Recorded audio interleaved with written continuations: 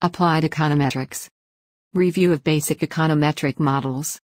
With Professor A.K. Enamelhaq. So let us review all this econometric model. What is a single equation model? And the other one is called simultaneous equation model.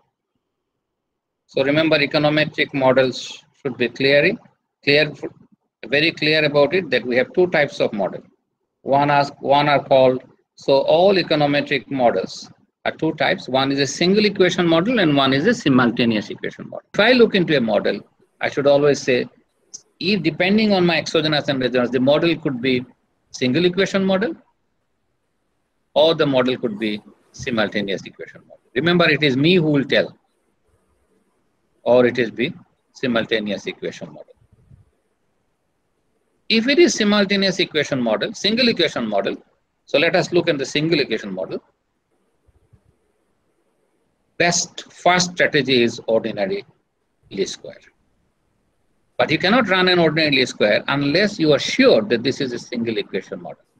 Unless you are sure that on the right hand side all the variables are exogenous variables. So this is first logic to be understood, that I can run an ordinary least square. And remember, you are all aware of it under certain condition, that I know this is a single equation model. I know this is a model with only one dependent variable. But then there are variations. Maybe that y is a binary variable.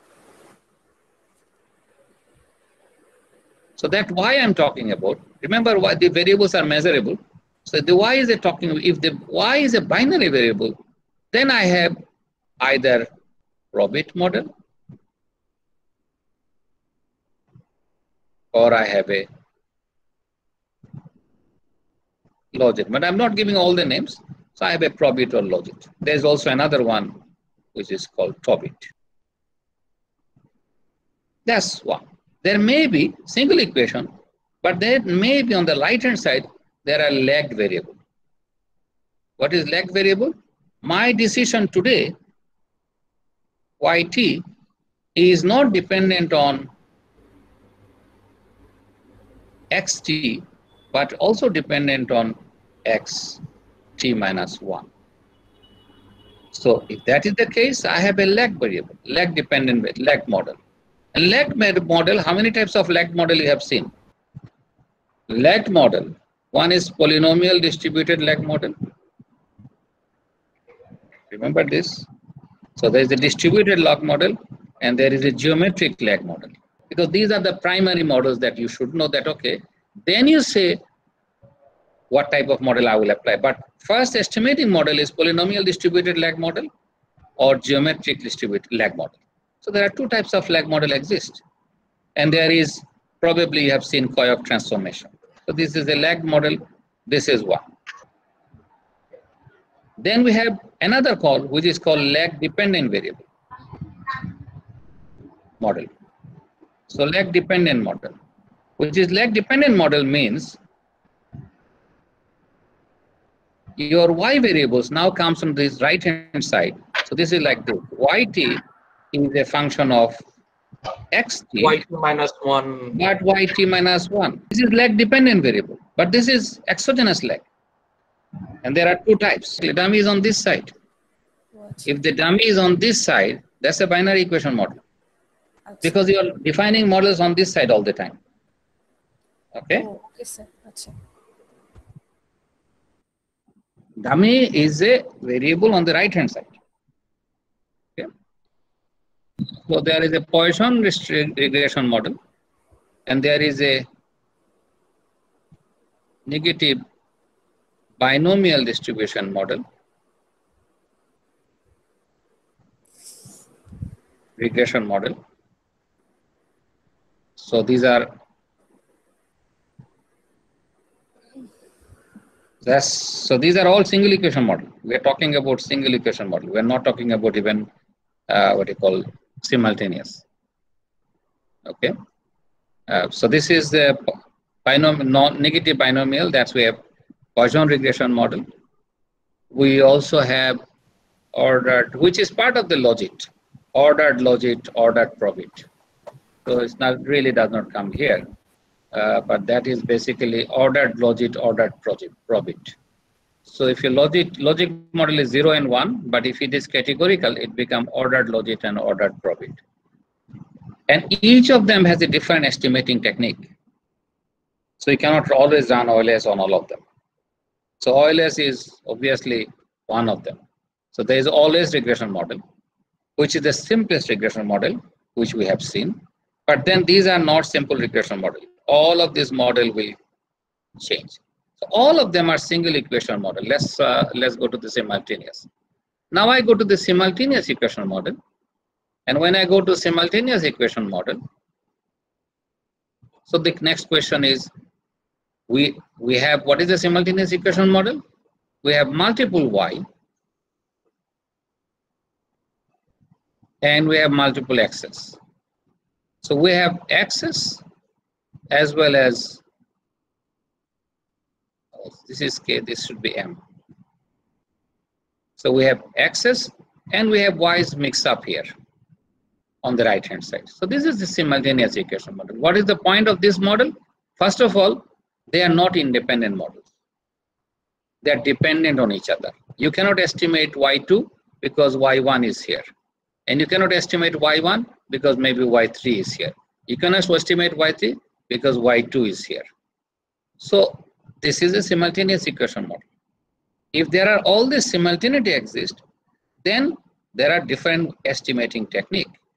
One of the easiest technique is called ILS, or some people say reduced form model. What is a reduced form model?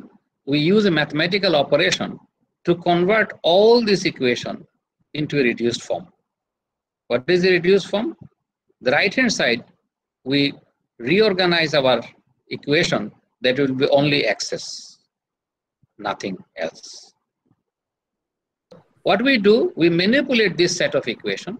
Remember the original set of equation, which is normally GDP equation. But we convert this equation through replacement into a set of equation, which is like this. The best example is this. The best example probably is this. Y equal to C plus I.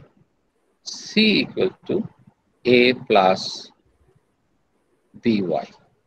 So what we do, we replace C in here. So we say this equal to A plus BY plus I, assuming I is a, and obviously there is a arrow term here. So now arrow term comes here. And then we say, if I look into this model, I can reorganize this model. I said, look, this model looks like Y minus BY, left hand side, equal to A plus I plus epsilon, which means that I can say Y is equal to 1 over 1 minus B A plus 1 over 1 minus B I plus epsilon blah blah blah. So you write this, and this will say new arrow term. And then you say, okay, I can estimate this model because this model is all x's. I is an independent variable, exogenous variable. So I have a reduced form. This is called reduced form. So what is my reduced form? I have converted this dependent equation. Remember, I was interested in GDP. I've converted this equation into a equation which is right hand side. There is no longer C. Remember, C is also dependent. C is totally gone out of the system. That's exactly what I'm doing. It was C here. I have reduced it. So I have eliminated this Y3 out of the system and I got this. And this is called ILS, indirect, sorry, not inverted. It's called indirect least square. So there is a name for this, which is called indirect least square. Y is equal to A divided by 1 minus B plus 1 over 1 minus A into I plus, you create a new arrow terms, new. And then we say this model looks like to me alpha plus beta I plus nu. So this is my regression model and this is my one. So now I can run ordinary least square on. So this is 1 minus b. Yes, you are right. So now I say, if I find alpha, I know alpha is equal to a divided by 1 minus b. And I know beta is equal to 1 divided by 1 minus b. So I have two unknown, a and b, and I have two known, alpha and beta. So I can solve a equal to something and b is equal to something. So I have estimated a and b without really estimating a and b. So that's called endogeneity error, and you cannot estimate it. So you estimate based on this equation. You can solve this. Remember, you can solve this. This will be a function of, technically function of alpha and beta, right? In a way, you know what is b. If you look into this, it will be 1 over beta, 1 minus 1 over beta. So if you solve this, you'll find out b is equal to 1 over 1 minus beta, and you can also solve for alpha. Okay. So I'm giving you the logic, and this is why it's called indirect least square. Even though I used ordinary least square, but I use ordinary least square here. In order to find my a and b, I did not use ordinary least square. And this is the model which requires identification. Sure, So the idea is this: if you have a simultaneous equation system, so this is like, think about this is Q and this is P. And if this is your supply function and this is your demand function, and you collect the data from the market, you will collect the data on price and quantity, right? Agree or disagree? Yes, sir. Agreed. So if you collect another price, obviously by this time demand and supply has changed. Next year, you collect the data, the demand has shifted, supply may also shift it. So now this time you get Q1, and this time you get P1. So technically speaking, if I eliminate this one, I never see these lines. What I see is only two data points, right or wrong? Yes, sir. What I see only two data points. So I don't see the line, I only see the data point. In real life, when I collect data, I do not see the movement of demand and supply function. What I see is that this is one data, this is another data, this is another data, this is another data, this is another data, this is another data, this is another data. In every data point, technically, demand and supply function was there. So there was a demand function and supply function in every data, but I never notice it. Why? Because I don't have information on this line. I have only one equilibrium point. So these data points, I see the points, but I don't see the line. But if you run a regression, this will be a regression line. Think about this as a regression line. Is this line demand function or supply function? It's neither. It's neither. So this function is neither demand nor supply. That's why collecting data and running regression is garbage. Because you are running a regression on the data points, you have no idea. Accidentally you got this and you say this is a supply function. It could have happened in another data set. It would look like this. This pointer like this. And you run a regression, you get this. Does it mean this is the demand function? No, sir. Answer is no. So you cannot get a demand function, supply function because you are running a regression. So one more important point on regression model. If you have a simultaneous regression model, running a regression will not give you any model. So what you need to identify the model. What is identify the model? I need to make sure that if I estimate it, I will get something, either demand or supply. And that's called identification problem. So it's an identification problem. The best way to understand identification is this, that this is my demand function, this is my supply function. If I want to estimate demand function, I should find out this point. And then if I run a regression, I'll get a demand function. So I need a shifter in supply function in order to estimate demand function. Or if I want to estimate supply function, I need to find out a shifter in demand function in order to estimate supply function. If I now run a regression, it will be a supply function. So getting a supply function and demand function must be solved through what is known as identification problem. Because simultaneous model cannot be estimated without solving the identification. So forget about your instrumental variable, blah, blah, blah. To me, those are later issues. If the model is not identified, you cannot do anything. You need to ensure that now this is where it comes back here. I have two unknowns. I'm trying to solve A and I'm trying to solve B. And I have estimated A, alpha, and estimated beta. So I have these two equations, equation number 1 and equation number 2. So I have two equations, two unknown, which means I can solve for A and B, right or wrong? So that means my solution to identification problem depends on, ultimately when I estimate alpha and beta from indirect least square, do I get two equations? Assuming for a moment this is 0.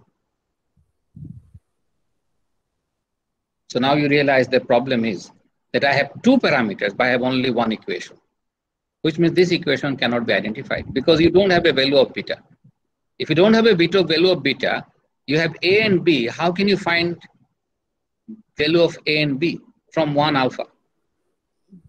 Answer is I cannot do it.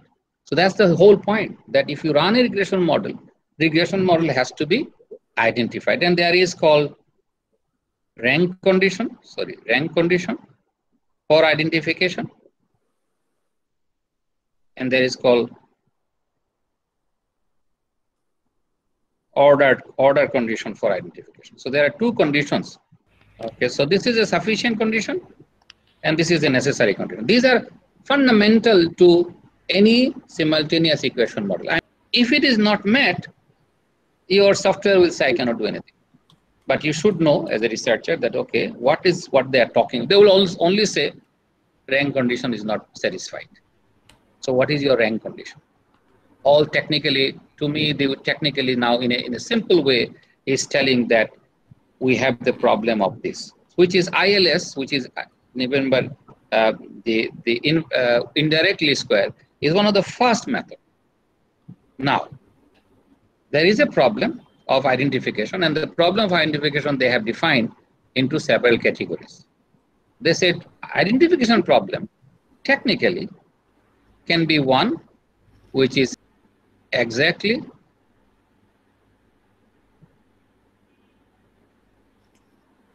identified. What does exactly identified? Means I have alpha and beta and I have A and B, which means from this system, because I know this and I know this, from this system I will be able to find one value of alpha and one value of beta. That's called exact identification. Then there are which is called over identification.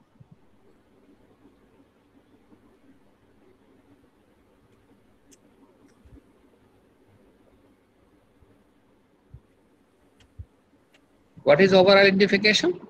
That I have alpha and I have beta, but I have only A, one value.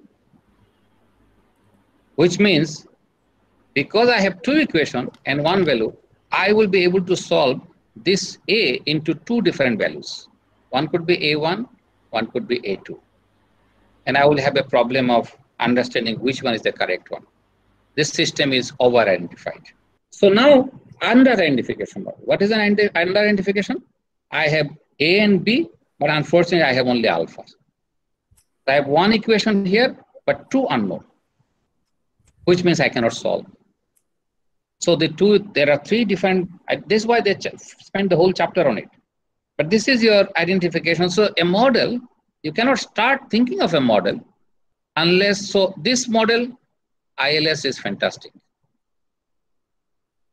So if a model is exactly identified, what you should do, the step is very simple. Go to the reduced form equation, reduced form model. So use the reduced form model and then estimate it. That's the first model. If it is over identification, then we need instrumental variable. So two-stage least square. So a model is over identified. I have a problem. I cannot use the first model. It will not be able to. It will give you two values. So I need an instrumental variable, or I need two-stage least square. Two-stage least square is actually a form of instrumental variable. Now, two-stage is actually a subset of instrumental variable. So technically, it's a subset. Now, all this I'm talking about, still I'm estimating single equation. So now the question is, wait a minute, we thought we finished single equation. Answer is no. All of them, I'm actually estimating single equation. What is single equation? I'm estimating a consumption function. So I'm still estimating one equation. But if I need all the equation to be estimated, then I have a third regression system, which is called 3SLS, three-stage least square. So this is the pure simultaneous model. If I want to estimate a pure simultaneous equation model, this is my model. If I want a single equation out of a simultaneous equation model, remember, there are many equations, but I only want to estimate one of them. Both of them is fantastic. You'll get all of them. Okay, so this is so if I look at econometrics, I said, look, I understand this modeling has certain stages, and I need to know what am I doing. If I'm a macroeconometrician, I'm estimating a full macroeconomy of a country, I need this modeling. Now, there are variants of three-stage LS. Recursive model, recursive regression model. So there are simultaneous equation model you can use using recursion models. So recursive regression model, which is also a simultaneous equation model, I'm using full system. So this is technically, they say full system. So if you say full system means I'm estimating all the equation in the system. If you are estimating all the equation in the system, then you can either go for recursive. If it is recursion model agrees, there are conditions of using recursive model. If the recursive model, there could be recursive regression model or three-stage least square. So I'm summarizing some of these are the basic one. And the question is, I should know when to use which model and when not to use which model. Please subscribe to this channel for notification on new videos.